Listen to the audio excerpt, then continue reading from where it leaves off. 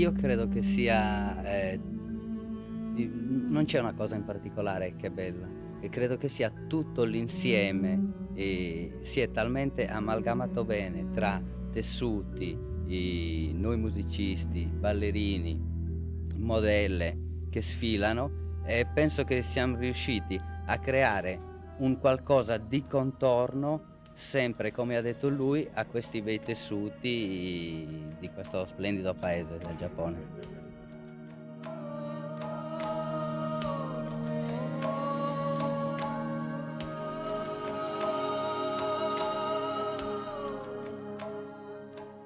Che è un'esperienza insolita anche per l'Italia, perché è una cosa che non succede mai. Per noi è la prima volta, per noi dei ballerini della Scala, è la prima volta ballare in una situazione del genere, con un palcoscenico così particolare, con il pubblico intorno, con i tessuti da usare, da far ballare. Per questo è molto bello, perché è nuovo per tutti, è interessante, perché ogni idea poi che abbiamo avuto è nata da noi tre insieme. Ogni cosa è stato un insieme di esperienze, per cui non c'è un'idea mia, un'idea sua. Ogni idea è veramente nata da, da un confronto tra noi.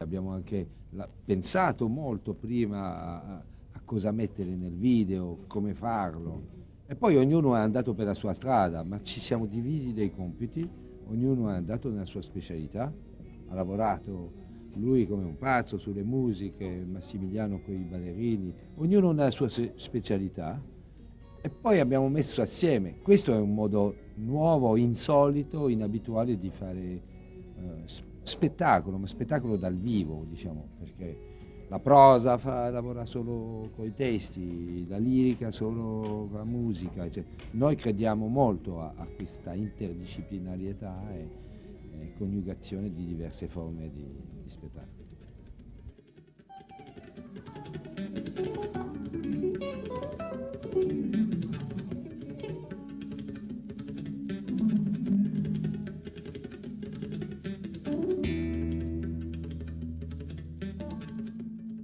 Sì, ogni tanto Ogni noi tanto ci prendiamo a pugni, però dopo sì, riusciamo difatti io E lì vengono le idee migliori.